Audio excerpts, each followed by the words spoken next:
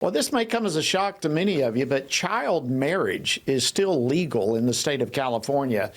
And while there's a lot of efforts underway to ban it, there is also significant opposition. Well, from where is the opposition coming? Well, it's coming from liberal organizations like Planned Parenthood and like the Children's Law Center and like the American Civil Liberties Union. Should we be surprised? Well, joining me now to talk about all of this is the President and CEO of California Family Council, Jonathan Keller. Jonathan, welcome back to Washington Watch. I understand you're in your car.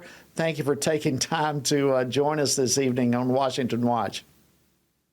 Well, thank you, Congressman. Yeah, it's never a dull moment here in California. I'm on my way down to Biola University to speak to a group of homeschool speech and debate students about the importance of worldview and the importance of engaging with culture.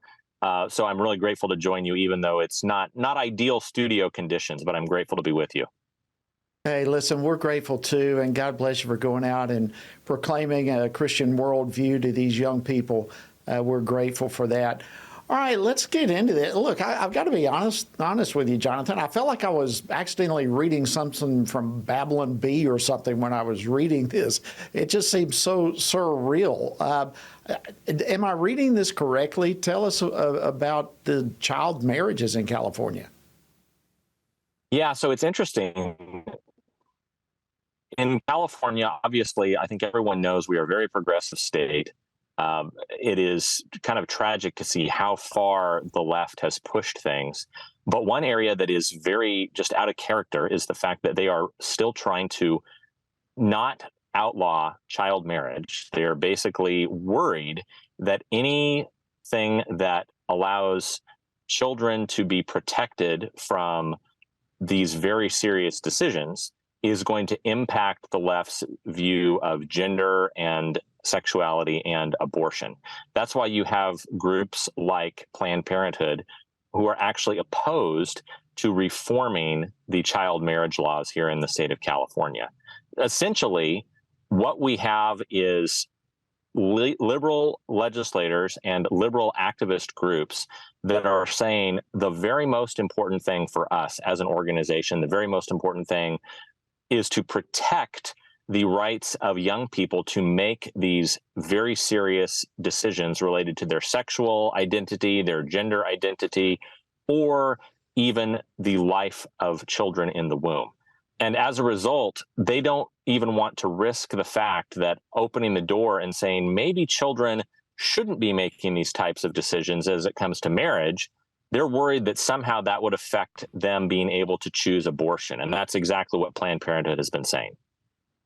Wow.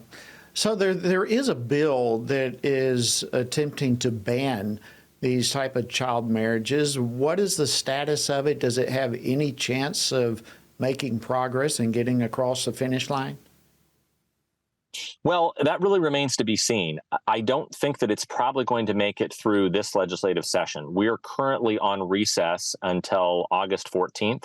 Then we'll come back for kind of a fight to the finish, 1 month of session. But I think that bill is probably not going to go anywhere before the end of this legislative season. I think next year it's possible that that could come back.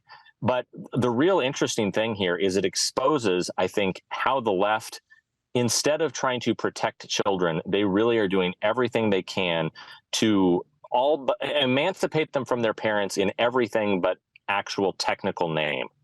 And we saw this a couple years ago where there was a bill that tried to expand the ability of children to have sexual relationships with people up to 10 years older than them, with lowering penalties, making it much less likely that the adults would be prosecuted and punished.